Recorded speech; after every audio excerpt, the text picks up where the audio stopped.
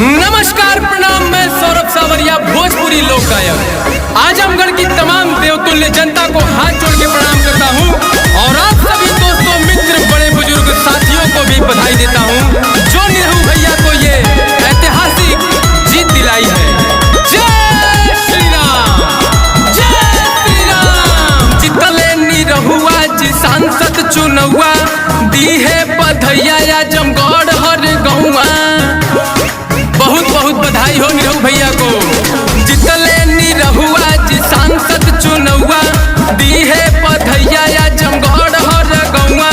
मिट जाए दुख अब हर गाँव घर के, होई विकास आजमगढ़ शहर के, होई विकास आजमगढ़ शहर के, होई विकास आजमगढ़ शहर के, होई विकास आजमगढ़ शहर के।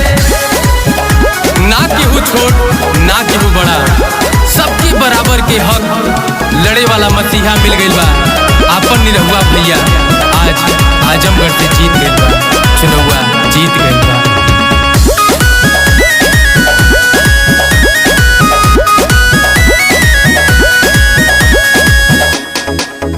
पूरा गौवा में चर्चा भइल बा, खुशहाली के दिन आ गइल बा।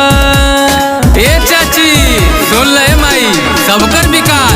गौवा में चर्चा भइल बा, खुशहाली के दिन आ गइल बा। गुजा कनमवा निरहुआ हर घर में, होई विकास आजमगढ़ शहर में, होई विकास आजमगढ़ शहर में, होई विकास आजमगढ़ शहर में, होई विकास आजमगढ़ शहर में। सब कहेला कि नेता ना बेटा चुनी, आज साचो के लागता कि बेटा चुना गइल बा। तो आई सभी लोग मिलके निरहू भैया के साथ दिहल जाओ आ ऐसे ही ऐतिहासिक जीत 2024 में भी दियावल जाए।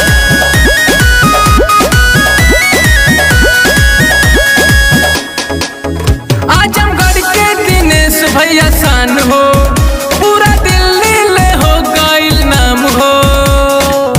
ए चाचा बाबूजी सुना, आजमगढ़ के दिनेश भैया शान हो, पूरा दिल्ली ले हो गइल नाम हो। सांसद चुनौआ में खरा उतार के, होई विकास आजमगढ़ शहर के, होई विकास आजमगढ़